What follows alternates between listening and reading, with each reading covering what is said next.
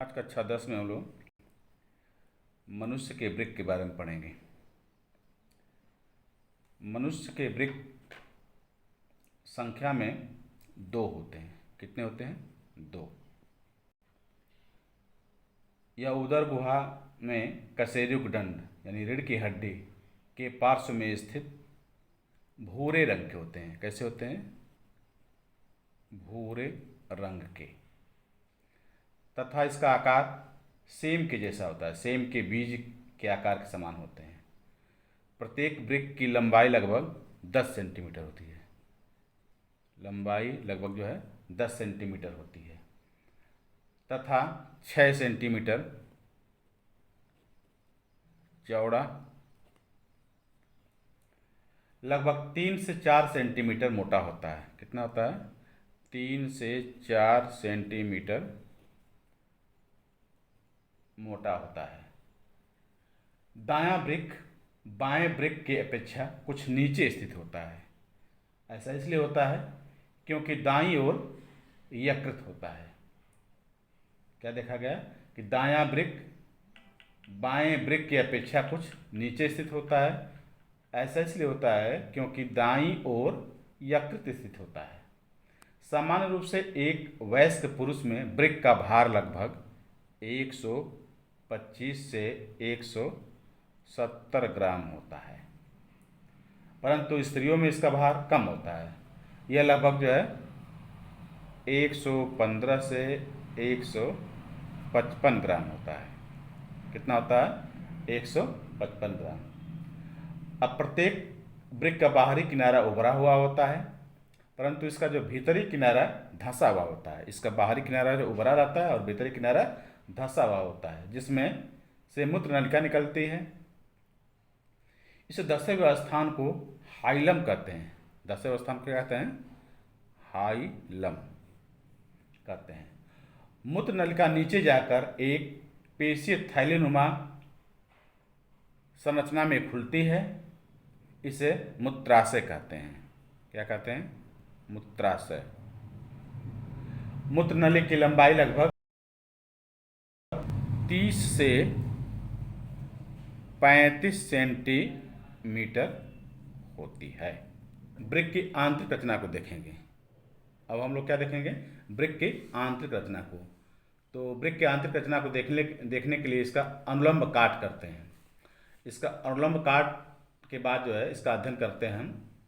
यह आकार में कैसा होता है, आंतरिक रचना इसकी कैसी होती है। तो इसका मध्य भाग लगभग खोखला और कीप के आकार का होता है। क्या होता है? इसका मध्य भाग कैसा होता है?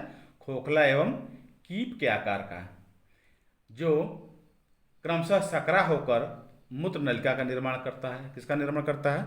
मूत्र नलिका का निर्माण करता है। इस भाग को शीर्ष गुहा कहते हैं। क्या कहते हैं? शीर्ष गुहा। श्रोण या पेल्विक कहते हैं। वृक्क का शेष भाग ठोस तथा 2 भागों में बटा होता है।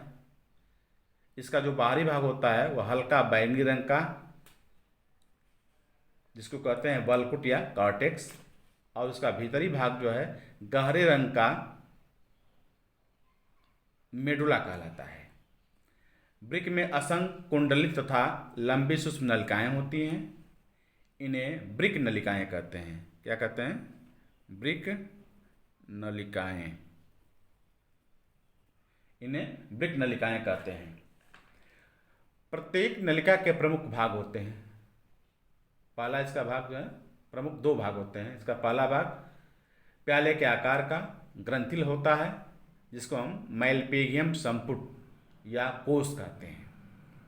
क्या कहते हैं? मैलपीगियम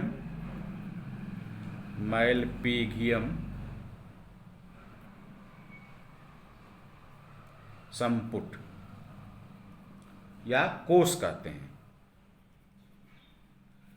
तो दूसरा अत्यंत कुंडलित होता है। नलिकाकार स्रावी भाग होता है। स्रावी भाग होता है तथा अंतिम भाग कुंडलित एवं मध्य भाग यू, अंग्रेजी का यू अक्षर के आकार का होता है वृक्क नलिका का अंतिम भाग एक बड़ी संग्रह नलिका में खुलता है। कहाँ खुलता है? बड़ी संग्रह नलिका, संग्रह नलिका में खुलता है। प्रत्येक संग्रह नलिका पिरामिड में खुलती है। किसमें? पिरामिड।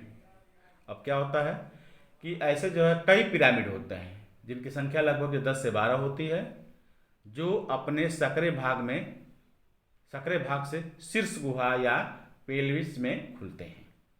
अब इसका एक मैं डायग्राम में दिया हूँ, उस डायग्राम को सब लोग देखेंगे, आगे लिखेंगे।